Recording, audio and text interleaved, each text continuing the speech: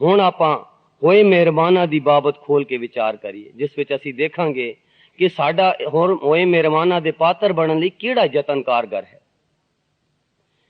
ਹੋਏ ਮਿਹਰਬਾਨਾਂ ਅਥਵਾ ਕਰਮਖੰਡ ਦੀ ਖੇਲ ਨਿਰਾਲੀ ਹੈ, ਜੋ ਕਿ ਨਿਰੋਲ ਇਲਾਹੀ ਬਖਸ਼ਿਸ਼, ਗੁਰਪ੍ਰਸਾਦ ਤੇ ਨਦਰ ਕਰਮ ਹੈ।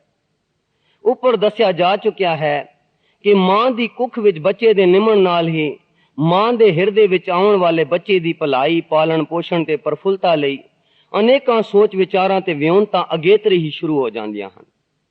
ਇਸੇ ਤਰ੍ਹਾਂ ਅਸੀਂ ਪਰਮੇਸ਼ਰ ਦੀ ਅੰਸ਼ ਹੋਣ ਕਰਕੇ ਸਾਡੀ ਇਲਾਹੀ ਮਾਤਾ ਅਥਵਾ ਪਰਮੇਸ਼ਰ ਨੇ ਜਦ ਇਹ ਸਾਰਾ ਸੰਸਾਰ ਆਪਣੀ ਮੌਜ ਵਿੱਚ ਕੁਵਾਵ ਦੁਆਰਾ ਰਚਿਆ, ਤਾਂ ਉਸ ਦੇ ਨਾਲ ਹੀ ਸੰਸਾਰ ਦੇ ਜੀਵਾਂ ਦੀ ਭਲਾਈ, ਪਾਲਣ ਪੋਸ਼ਣ ਤੇ ਪ੍ਰਫੁੱਲਤਾ ਲਈ ਪੂਰਨ, ਮੁਕੰਮਲ, ਅਪੁੱਲ ਤੇ ਸਦੀਵੀ ਇਲਾਹੀ ਹੁਕਮ ਜਾਰੀ ਕਰ ਦਿੱਤਾ। ਇਹੋ ਜਿਹੇ ਸੁਖਦਾਈ ਅਤੇ ਕਲਿਆਣਕਾਰੀ ਇਲਾਹੀ ਹੁਕਮ ਵਿੱਚ ਸਿਵਾਏ ਇਨਸਾਨੀ ਜੂਨ ਦੇ ਬਾਕੀਆਂ ਸਾਰੀਆਂ ਜੂਨਾਂ ਅਣਜਾਣੇ ਅਪੋਲ ਸਹਿਜ ਸੁਭਾਈ ਵਿਚਰ ਰਹੀਆਂ ਹਨ। ਅਕਾਲ ਪੁਰਖ ਨੇ ਇਨਸਾਨੀ ਜੂਨ ਨੂੰ ਆਪਣੇ ਸਰੂਪ ਵਿੱਚ ਕੜਿਆ ਹੈ ਤੇ ਇਸ ਨੂੰ ਸਵੈ ਚਿੰਤਨ ਦੀ ਸ਼ਕਤੀ ਬਖਸ਼ੀ ਹੈ ਤੇ ਤੀਖਣ ਬੁੱਧੀ ਪ੍ਰਦਾਨ ਕੀਤੀ ਹੈ। ਪਰ ਹਉਮੈ ਵੇੜੇ ਇਨਸਾਨ ਮਾਇਆ ਦੇ ਮਨਮੋਹਣੇ ਚਮਤਕਾਰਿਆਂ ਵਿੱਚ ਗਲਤਾਨ ਹੋ ਕੇ ਪਰਮੇਸ਼ਰ ਦੀਆਂ ਇਹਨਾਂ ਵਡਮੁੱਲੀਆਂ ਦਾਤਾਂ, ਸਵੈ ਚਿੰਤਨ ਤੇ ਤੀਖਣ ਬੁੱਧੀ ਦੀਆਂ ਸ਼ਕਤੀਆਂ ਦੀ ਗਲਤ ਤੇ ਉਲਟੋ ਵਰਤੋਂ ਕਰਕੇ ਅਕਾਲ ਪੁਰਖ ਦੇ ਸੁਖਦਾਈ ਹੁਕਮ ਤੇ ਨਿੱਗੀ ਗੋਦ ਤੋਂ ਆਪਣੇ ਆਪ ਨੂੰ ਵਾਂਝੇ ਰੱਖਦਾ ਹੈ ਤੇ ਉਹ ਆਪਣੇ ਭਾਣੇ ਜੋ ਚੱਲੇ ਪਾਈ ਵਿਛੜ ਚੋਟਾਂ ਖਾਵੇ ਅਨਸਾਰ ਦੁੱਖ ਭੋਗ ਰਿਹਾ ਹੈ। ਸੋ ਜਦ ਕਿਸੇ ਦਾ ਬੱਚਾ ਗਵਾਚ ਜਾਏ ਤਾਂ ਮਾਂ ਬਾਪ ਬੱਚੇ ਲਈ ਮੋਹ ਮਮਤਾ ਵਿੱਚ ਦੁਖੀ ਹੋ ਕੇ ਤੜਪਦੇ ਹਨ। ਜਿਸ ਦਾ ਕਿਸੇ ਦਾ ਬੱਚਾ ਗਵਾਚ ਜਾਏ, ਉਹ ਮਾਂ ਬਾਪ ਦੇ ਦਿਲ ਨੂੰ ਹੀ ਪਤਾ ਹੁੰਦਾ ਹੈ ਕਿ ਕਿਤਨੇ ਉਹ ਦੁਖੀ ਹੁੰਦੇ ਹਨ, ਆਪਣੇ ਬੱਚੇ ਲਈ ਤੜਪਦੇ ਹਨ ਤੇ ਬੱਚੇ ਦੀ ਖੋਜ ਲਈ ਅਖਬਾਰਾਂ ਤੇ ਰੇਡੀਓ ਵਿੱਚ ਐਲਾਨ ਕਰਦੇ ਹਨ ਕਿ ਜੇ ਕੋਈ ਉਹਨਾਂ ਦੇ ਬੱਚੇ ਦੀ ਖਬਰ ਦੇਵੇ ਜਾਂ ਲੱਭ ਦੇਵੇ ਤਾਂ ਉਸ ਨੂੰ ਸ਼ੁਕਰਾਨਾ ਦਿੱਤਾ ਜਾਵੇਗਾ। ਇਸੇ ਤਰ੍ਹਾਂ ਜਦ ਕੋਈ ਜੀਵ ਮਾਇਆ ਦੇ ਭਰਮ ਕਾਰਨ ਆਪਣੇ ਕਰਤਾ ਅਕਾਲ ਪੁਰਖ ਨੂੰ ਭੁੱਲ ਕੇ ਬੇਮੁਖ ਹੋ ਜਾਵੇ ਤਾਂ ਸਦ ਬਖਸ਼ਿਨ ਸਦਾ ਮਿਹਰਬਾਨਾ ਅਕਾਲ ਪੁਰਖ ਨੂੰ ਆਪਣੇ ਭੁੱਲੇ ਹੋਏ ਬੱਚਿਆਂ ਲਈ ਦੁੱਖ ਹੁੰਦਾ ਹੈ। ਧਿਆਨ ਦੇਣਾ ਜੀ, ਜਦੋਂ ਅਸੀਂ ਕਿਸੇ ਭਰਮ ਕਾਰਨ ਆਪਣੇ ਮਾਂ ਨੂੰ ਭੁੱਲ ਜਾਂਦੇ ਹਾਂ ਤਾਂ ਇਹ ਤਾਂ ਆਪਣੇ ਮਾਂ ਨੂੰ ਦੁੱਖ ਦੇਣ ਵਾਲੀ ਗੱਲ ਹੈ। ਜਦ ਕੋਈ ਜੀਵ ਮਾਇਆ ਦੇ ਭਰਮ ਕਾਰਨ ਆਪਣੇ ਕਰਤਾ ਅਕਾਲ ਪੁਰਖ ਨੂੰ ਭੁੱਲ ਕੇ ਬੇਮੁਖ ਹੋ ਜਾਵੇ ਤਾਂ ਸਦ ਬਖਸ਼ਿਨ ਸਦਾ ਮਿਹਰਬਾਨਾ ਅਕਾਲ ਪੁਰਖ ਨੂੰ ਆਪਣੇ ਭੁੱਲੇ ਹੋਏ ਬੱਚਿਆਂ ਲਈ ਦੁੱਖ ਹੁੰਦਾ ਹੈ। ਇਸੇ ਲਈ ਐਸੇ ਬੇਅੰਤ ਮਾਇਆ ਵਿੱਚ ਗਵਾਚੇ ਹੋਏ ਜੀਵਾਂ ਨੂੰ ਮਾਇਕੀ ਭੌਜਲ ਬਿਖਮ ਅਸਗਾਹ ਵਿੱਚੋਂ ਕੱਢ ਕੇ ਮੁੜ ਆਪਣੇ ਨਿਜ ਘਰ ਵੱਲ ਪ੍ਰੇਰਨ ਲਈ ਸਮੇਂ-ਸਮੇਂ ਸਿਰ ਇਹ ਗੁਰੂ, ਅਵਤਾਰ, ਸਾਧ, ਸੰਤ, ਹਰਜਨ, ਗੁਰਮੁਖ ਪਿਆਰੇ ਜਗ ਵਿੱਚ ਭੇਜੇ, ਜਿਨ੍ਹਾਂ ਨੇ ਸਮੇਂ-ਸਮੇਂ ਅਨੁਸਾਰ ਭਿੰਨ-ਭਿੰਨ ਧਰਮ, ਮਜ਼ਹਬ ਤੇ ਆਪੋ ਆਪਣੀਆਂ ਮਜ਼ਹਬ ਚਲਾਏ ਤੇ ਆਪੋ ਆਪਣੀਆਂ ਬਾਣੀਆਂ ਸਾਡੀ ਪ੍ਰੇਰਨਾ ਤੇ ਅਗਵਾਈ ਲਈ ਛੱਡ ਗਏ। ਉਪਦੇਸ਼ ਕਰੇ ਗੁਰ ਸਤਗੁਰ ਪੂਰਾ, ਗੁਰ ਸਤਗੁਰ ਪਰ ਉਪਕਾਰੀਆ ਜੀਵ। ਤੁਮ ਕਰ ਆਵੋ ਮੇਰੇ ਮੀਤ, ਤੁਮਰੇ ਦੋਖੀ ਹਰ ਆਪ ਨਿਵਾਰੇ, ਅਬਦਾ ਪਈ ਬਤੀ। जगत उदाहरण संत तुम्हारे, दर्शन पेखत रहे अगाए, जगत उदाहरण साध प्रभ ਤਿੰਨ ਲਾਗੋਂ ਪਾਰ। ਸੋ ਜੇਕਰ ਭੁੱਲੇ ਹੋਏ ਜੀਵ ਅਥਵਾ ਜਗਿਆਸੂਆਂ ਨੂੰ ਆਪਣੇ ਸੁਖਦਾਈ ਆਤਮਿਕ ਨਿਜ ਘਰ ਵੱਲ ਰੁਖ ਕਰਨ ਵਿੱਚ ਸਹਾਈ ਹੋਵੇ ਤਾਂ ਉਸ ਸਹਾਇਕ ਗੁਰਮੁਖ ਪਿਆਰੇ ਉੱਤੇ ਵੀ ਸਤਿਗੁਰ ਦੀ ਬਖਸ਼ਿਸ਼ ਹੁੰਦੀ ਹੈ। ਕਿਉਂਕਿ ਕਿਸੇ ਦੇ ਬੱਚੇ ਨੂੰ ਜੇ ਕੋਈ ਲੱਭ ਦੇਵੇ ਤਾਂ ਉਸ ਦੇ ਮਾਂ-ਬਾਪ ਉਸ ਦਾ ਬਹੁਤ ਸ਼ੁਕਰਾਨਾ ਕਰਦੇ ਹਨ ਜੋ ਬੱਚੇ ਨੂੰ ਲੱਭਦਾ ਹੈ।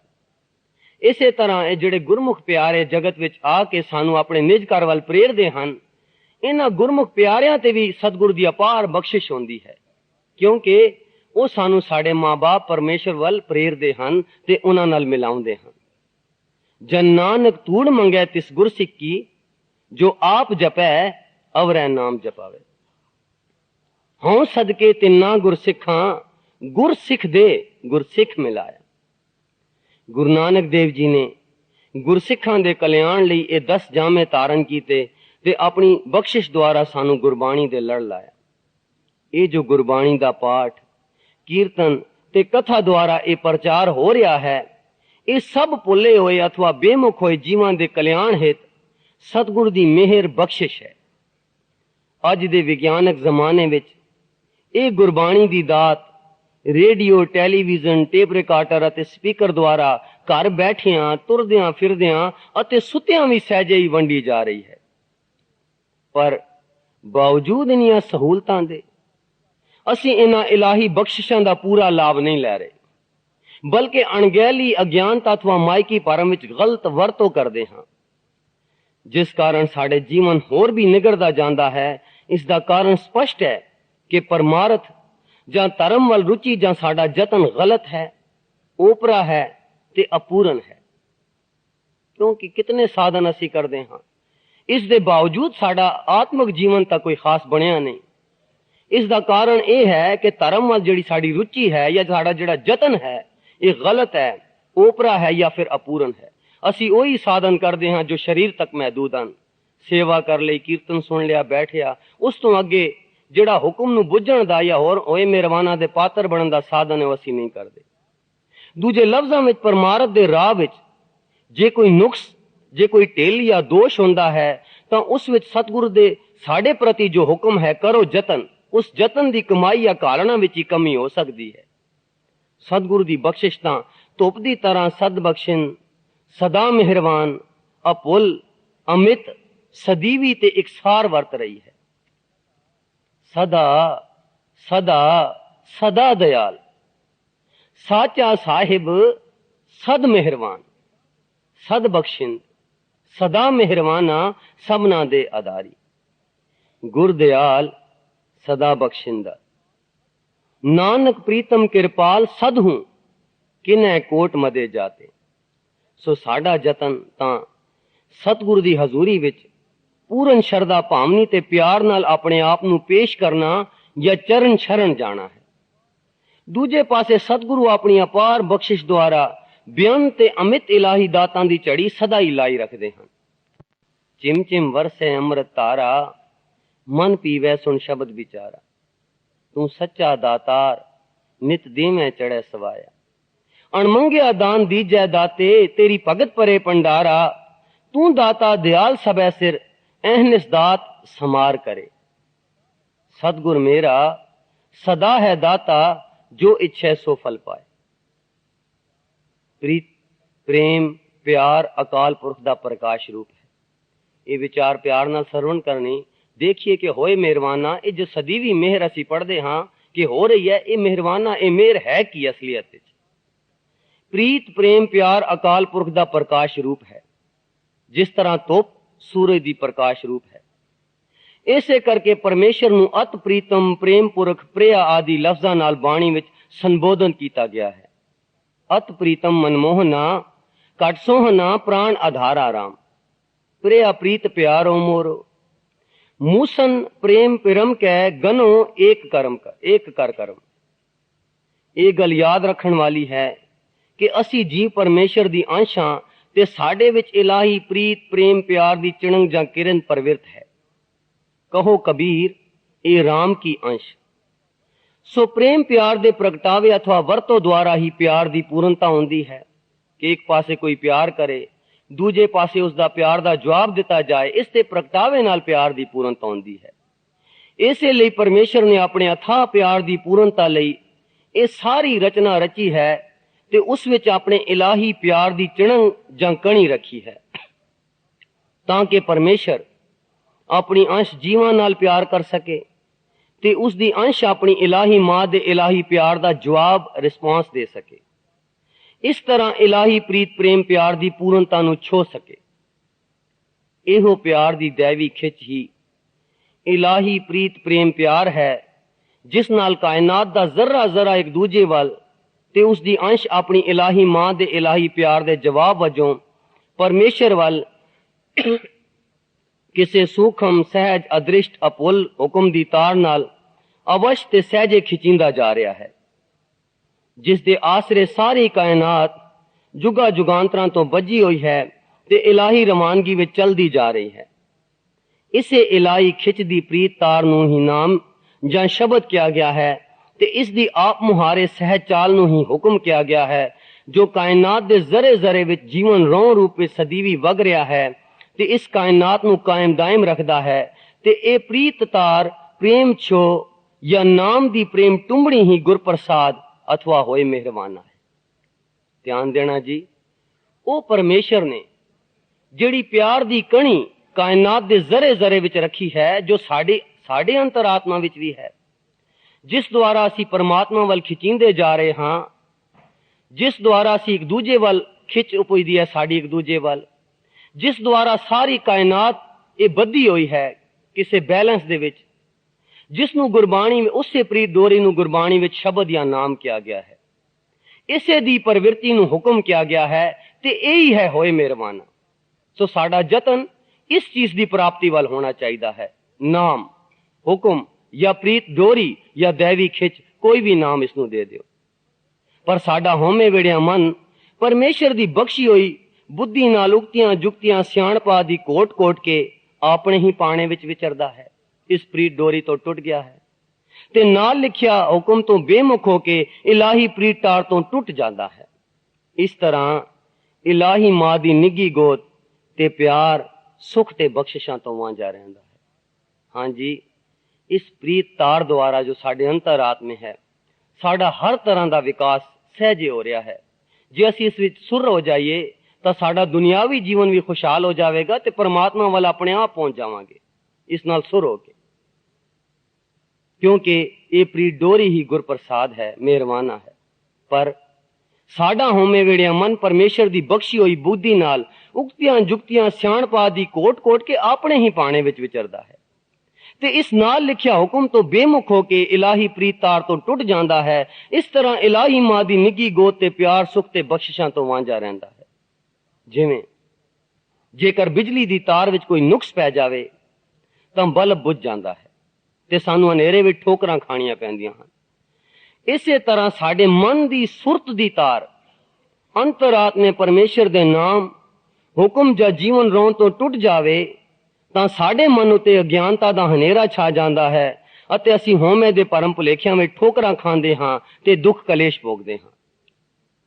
ਜਿਵੇਂ ਸੂਰਜ ਦੀ ਧੁੱਪ ਤੋਂ ਲਾਂਭੇ ਹੋ ਕੇ ਕਿਸੇ ਭੋਰੇ ਜਾਂ ਕੰਧਰਾਂ ਵਿੱਚ ਲੁਕ ਜਾਈਏ ਤਾਂ ਧੁੱਪ ਦੀ ਨਿੱਘੀ ਰੋਸ਼ਨੀ ਤੋਂ ਵਾਂਝੇ ਹੋ ਕੇ ਹਨੇਰੇ ਵਿੱਚ ਦੁੱਖ ਭੋਗਦੇ ਹਾਂ। ਸੋ ਜੇਕਰ ਅਸੀਂ ਮੁੜ ਆਪਣੀ ਇਲਾਹੀ ਮਾਂ ਦੀ ਨਿੱਘੀ ਗੋਦ ਦਾ ਪਿਆਰ ਮਾਣਨਾ ਚਾਹੁੰਦੇ ਹਾਂ ਤਾਂ ਅੰਤਰਮੁਖੀ ਹੋ ਕੇ ਸ਼ਬਦ ਸੁਰਤ ਦੀ ਤਾਰ ਦੁਆਰਾ ਅੰਤਰਾਤਮੇ ਇਲਾਹੀ ਹੁਕਮ, ਨਾਮ ਜਾਂ ਜੀਵਨ ਰੋਣ ਨਾਲ ਜੁੜਨਾ ਲਾਜ਼ਮੀ ਹੈ। ਇਹ ਹੋਣਾ ਚਾਹੀਦਾ ਹੈ ਸਾਡਾ ਯਤਨ, ਕਿਉਂਕਿ ਉਹ ਪ੍ਰੀਤ ਸਾਡੇ ਅੰਤਰਾਤਮੇ ਹੈ, ਪ੍ਰੀਤ ਤਾਰ, ਉਹ ਹੁਕਮ, ਉਹ ਹੋਏ ਮਿਹਰਬਾਨਾ, ਉਹ ਨਾਮ ਸਾਡੇ ਅੰਤਰਾਤਮੇ ਹੈ, ਪਰ ਸਾਡੀ ਮਨ ਦੀ ਸੁਰਤ ਦੀ ਤਾਰ ਟੁੱਟ ਗਈ ਹੈ। ਇਸ ਕਰਕੇ ਅਸੀਂ ਆਪਣੇ ਪਾਣੇ ਵਿੱਚ ਚੱਲਦੇ ਹਾਂ, ਦੁੱਖ ਕਲੇਸ਼ ਭੋਗਦੇ ਹਾਂ। ਸੋ ਜੇਕਰ ਅਸੀਂ ਹੋਏ ਮਿਹਰਬਾਨਾ ਦੇ ਪਾਤਰ ਬਣਨਾ ਚਾਹੁੰਦੇ ਹਾਂ ਤਾਂ ਮਨ ਦੀ ਸੁਰਤ ਦੀ ਤਾਰ ਨੂੰ ਅੰਤਰਾਤਮੇ ਦੁਆਰਾ ਅੰਤਰਾਤਮੇ ਕਰਕੇ, ਅੰਤਰਮੁਖੀ ਕਰਕੇ ਸ਼ਬਦ ਸੁਰ ਦੀ ਕਮਾਈ ਦੁਆਰਾ ਉਸ ਨਾਮ ਜਾਂ ਜੀਵਨ ਰੋਣ ਨਾਲ ਮੁੜ ਕੇ ਜੁੜਨਾ ਲਾਜ਼ਮੀ ਹੈ। ਜਾਂ ਇਉਂ ਕਹੋ ਕਿ ਜੇਕਰ ਅਸੀਂ ਭਰਮ ਦੇ ਹਨੇਰੇ ਵਿੱਚੋਂ ਨਿਕਲਣਾ ਚਾਹੁੰਦੇ ਹਾਂ ਤਾਂ ਸਾਨੂੰ ਹੋਮੇ ਦੀ ਹਨੇਰ ਕੋਠੜੀ ਵਿੱਚੋਂ ਨਿਕਲ ਕੇ ਨਾਮ ਰੂਪੀ ਸੂਰਜ ਦੀ ਰੋਸ਼ਨੀ ਜਾਂ ਧੁੱਪ ਵਿੱਚ ਆਪਣਾ ਆਪਾ ਪੇਸ਼ ਕਰਨਾ ਪਵੇਗਾ। ਦੂਜੇ ਲਫ਼ਜ਼ਾਂ ਵਿੱਚ ਮਾਇਆ ਵੱਲ ਪਿੱਠ ਕਰਕੇ ਆਪਣੇ ਮਨ ਦਾ ਰੁਖ ਇਲਾਹੀ ਸੂਰਜ ਅਥਵਾ ਅਕਾਲ ਪੁਰਖ ਵੱਲ ਕਰਨਾ ਪਵੇਗਾ, ਅਥਵਾ ਬੇਮੁਖ ਹੋਏ ਮਨ ਨੂੰ ਗੁਰੂ ਦੀ ਹਜ਼ੂਰੀ ਵਿੱਚ ਸਨਮੁਖ ਕਰਨਾ ਪਵੇਗਾ। ਇਸੇ ਨੂੰ ਚਰਨ ਸ਼ਰਨ ਜਾਣਾ ਕਿਹਾ ਜਾਂਦਾ ਹੈ। ਪਿੱਛੇ ਅਸੀਂ ਪੜ੍ਹਿਆ ਕਿ ਸਾਡਾ ਯਤਨ ਇਹ ਹੈ ਕਿ ਆਪਣੇ ਆਪ ਨੂੰ ਸਤਿਗੁਰੂ ਦੀ ਹਜ਼ੂਰੀ ਵਿੱਚ ਪੇਸ਼ ਕਰੀਏ, ਚਰਨ ਸ਼ਰਨ ਜਾਈਏ। ਸੋ ਚਰਨ ਸ਼ਰਨ ਜਾਣਾ ਹੈ ਕਿ ਮਨ ਨੂੰ ਮਾਇਆ ਵੱਲੋਂ ਮੋੜ ਕੇ ਗੁਰੂ ਦੇ ਸਨਮੁਖ ਕਰਨਾ। ਤੇ ਉਹ ਕਿਸ ਨਾਲ ਹੋ ਸਕਦਾ ਹੈ? ਸਰੀਰਕ ਕਿਰਿਆ ਨਾਲ ਨਹੀਂ, ਉਹ ਮਨ ਦੀ ਸੁਰਤ ਨੂੰ ਅੰਤਰਮੁਖੀ ਕਰਕੇ ਸ਼ਬਦ ਸੁਰ ਦੁਆਰਾ ਇਹ ਕੰਮ ਹੋ ਸਕਦਾ ਹੈ। ਸੋ ਸਾਡਾ ਯਤਨ ਹੈ, ਜੇ ਨਾਮ ਦੇ ਪਾਤਰ ਬਣਨਾ ਹੈ, ਨਾਮ ਹੈ ਹੋਏ ਮਿਹਰਬਾਨਾ, ਤਾਂ ਫਿਰ ਸਾਨੂੰ ਉਦਮ ਕੀ ਕਰਨਾ ਪਏਗਾ? ਅੰਦਰਲਾ ਉਦਮ, ਮਨ ਦੀ ਸੁਰਤ ਦੀ ਤਾਰ ਨੂੰ ਸ਼ਬਦ ਸੁਰ ਦੁਆਰਾ ਅੰਤਰਾਤਮੇ ਅੰਤਰਮੁਖੀ ਕਰਕੇ ਆਪਣੇ ਮਨ ਨੂੰ ਗੁਰੂ ਦੇ ਸਨਮੁਖ ਕਰਨਾ ਪਏਗਾ, ਮਾਇਆ ਵੱਲੋਂ ਮੋੜ ਕੇ। ਸ਼ਰਨ ਗਹੀਜੈ ਮਾਨ ਲੀਜੈ, ਕਰੇ ਸੋ ਸੁਖ ਪਾਈਐ, ਨਾਨਕ ਪਇਮ ਪੈ ਚਰਨ ਜੰਪੈ, ਓਟ ਗਈ ਗੋਪਾਲ ਦਿਆਲ ਕਿਰਪਾ ਨਿਦੇ। ਹੋਵੇ ਤਾਂ ਸਨਮੁਖ ਸਿੱਖ ਕੋਈ, ਜਿਉ ਰਹਿ ਗੁਰ ਨਾਲੇ, ਗੁਰ ਕੇ ਚਰਨ ਹਿਰਦੈ ਧਿਆਏ, ਅੰਤਰ ਆਤਮੈ ਸਮਾਲੇ। ਆਪ ਛੱਡ ਸਦਾ ਰਹਿ ਪਰਣੈ, ਗੁਰ ਬਿਨ ਅਵਰ ਨ ਜਾਣੈ ਕੋਈ। ਕਹੈ ਨਾਨਕ ਸੁਣੋ ਸੰਤੋ, ਸੋ ਸਿੱਖ ਸਨਮੁਖ ਹੋਏ। ਚਰਨ ਸ਼ਰਨ ਗੁਰ ਏਕ ਪੈਂਡਾ ਜਾਏ ਚਲ, ਸਤਗੁਰ ਕੋਟ ਪੈਂਡਾ ਆਗੇ ਹੋਏ ਲੇਤ ਹੈ। ਇਹ ਜਿਹੜਾ ਅਸੀਂ ਅੰਤਰਮੁਖੀ ਹੋ ਕੇ ਸਿਰਫ ਨਾਮ ਦੀ ਪ੍ਰੀਤ ਡੋਰੀ ਨਾਲ ਵੱਜਣਾ, ਇਹ ਤਾਂ ਇੱਕ ਪੈਂਡਾ ਹੈ, ਇਹ ਸਾਡਾ ਯਤਨ ਹੈ। ਉਸ ਤੋਂ ਅੱਗੇ ਜੋ ਖੇਲ ਹੈ ਉਹ ਤਾਂ ਜਿਹੜੇ ਕਰੋੜਾ ਕਦਮਾਂ ਸਤਿਗੁਰੂ ਮੇਰ ਕਰਕੇ ਲੈ ਜਾਂਦਾ ਹੈ। ਚਰਨ ਸ਼ਰਨ ਗੁਰ ਏਕ ਪੈਂਡਾ ਜਾਏ ਚਲ, ਸਤਿਗੁਰ ਕੋਟ ਪੈਂਡਾ ਆਗੇ ਹੋਏ ਲੇਤ ਹੈ। ਇਹ ਉਹ ਸਾਡੇ ਲਈ ਕਰੋ ਯਤਨ ਹੈ। ਸੋ ਅਸੀਂ ਪਲ ਪਲ ਦਿਨ ਰਾਤ ਅਤੇ ਸਾਰੀ ਉਮਰ ਕਿਸੇ ਨਾ ਕਿਸੇ ਕੰਮ ਵਿੱਚ ਰੁੱਝੇ ਰਹਿੰਦੇ ਹਾਂ, ਪਰ ਸਾਡਾ ਸਾਰਾ ਰੁਝੇਵਾਂ ਜਾਂ ਯਤਨ ਤ੍ਰੈ ਗੁਣਾਂ ਵਿੱਚ ਮਾਇਆ ਦੀ ਗੁਲਾਮੀ ਵਿੱਚ ਹੁੰਦਾ ਹੈ। ਯਤਨ ਤਾਂ ਅਸੀਂ ਕਰਦੇ ਹਾਂ, ਕੋਈ ਕਾਰਾਂ ਇਕੱਠੀਆਂ ਕਰ ਰਿਹਾ, ਕੋਈ ਕੋਠੀਆਂ ਬਣਾ ਰਿਹਾ ਹੈ, ਕੋਈ ਪੈਸਾ ਇਕੱਠਾ ਕਰ ਰਿਹਾ ਹੈ, ਕੋਈ ਕਿਸ ਤਰ੍ਹਾਂ ਦਾ ਯਤਨ ਕਰ ਰਿਹਾ ਹੈ। ਯਤਨ ਤਾਂ ਅਸੀਂ ਕਰ ਰਹੇ ਹਾਂ, ਪਰ ਸਾਡਾ ਸਾਰਾ ਯਤਨ ਮਾਇਆ ਦੀ ਗੁਲਾਮੀ ਦਾ ਹੈ। ਮਾਇਆ ਕਾਰਨ ਸਦੀ ਚੂਰੈ, ਮਨਮੁਖ ਕਬੈ ਨਾ ਉਸਤਤ ਕਰੇ। ਮਾਇਆ ਕਾਰਨ करे उपाव, कबे न काले सीधा पाव। माया कारण श्रम मत करे। कोई विरला ही परमार्थ वाल रुचि रखता है ते धर्म ਲਈ कोई जतन ਜਾਂ उद्यम करता है। कोई विरला कई पायन जिना प्यारे ने विख्या का सब तंद पसार, विरले कीनो नाम आधार। गुरमत चल दे विरले बंदे। पर ਇਹ ਜਿਹੜੇ ਵਿਰਲੇ ਧਾਰਮਿਕ ਰੁਚੀ ਵਾਲੇ ਵੀ ਜੋ ਉਦਮ ਜਾਂ ਯਤਨ ਕਰਦੇ ਹਨ, ਉਹ ਵੀ ਓਪਰੇ ਜੇ ਅਧੂਰੇ ਗਲਤ ਅਥਵਾ ਫੋਕੇ ਕਰਮਕਾਂਡ ਹੀ ਬਣ ਕੇ ਰਹਿ ਜਾਂਦੇ ਹਨ। ਕਿਉਂਕਿ ਗੁਰਬਾਣੀ ਦੀ ਸਾਰੀ ਕਾਲਣਾ ਅੰਤਰਮੁਖੀ ਹੈ, ਪਰ ਅਸੀਂ ਸਰੀਰਕ ਕਿਰਿਆ ਦੇ ਸਾਧਨ ਤਾਂ ਕਰਦੇ ਹਾਂ। ਜਿਵੇਂ ਪਿੱਛੇ ਦੱਸਿਆ, ਸਰੀਰ ਨਾਲ ਜਿਹੜੀ ਸੇਵਾ ਉਹ ਕਰਦੇ ਹਾਂ, ਸਰੀਰ ਨਾਲ ਗੁਰਦੁਆਰੇ ਆ ਗਏ, ਸਰੀਰ ਨਾਲ ਕੀਰਤਨ ਸੁਣਿਆ, ਪਰ ਜੋ ਕੀਰਤਨ ਕਹਿੰਦਾ ਹੈ ਸਾਨੂੰ ਅੰਤਰਮੁਖੀ, ਉਹ ਕਾਲਣਾ ਨਹੀਂ ਕਾਲਦੇ। ਸੋ ਇਸ ਕਰਕੇ ਸਾਡੇ ਇਹ ਸਾਰੇ ਯਤਨ ਕਰਮਕਾਂਡ ਹੀ ਬਣ ਕੇ ਰਹਿ ਜਾਂਦੇ ਹਨ। ਕਰਮ ਧਰਮ ਸਭ ਬੰਦ ਨਾ, ਪਾਪ ਪੁੰਨ ਸੰਬੰਧ। ਕਰਮ ਧਰਮ पाखंड जो दिस है, तिन जम जागाती लूट है। करम धर्म लख जोग भोग लख पाठ पढ़ाई, आप गणाए विगुचना ओए थाए ना पाए।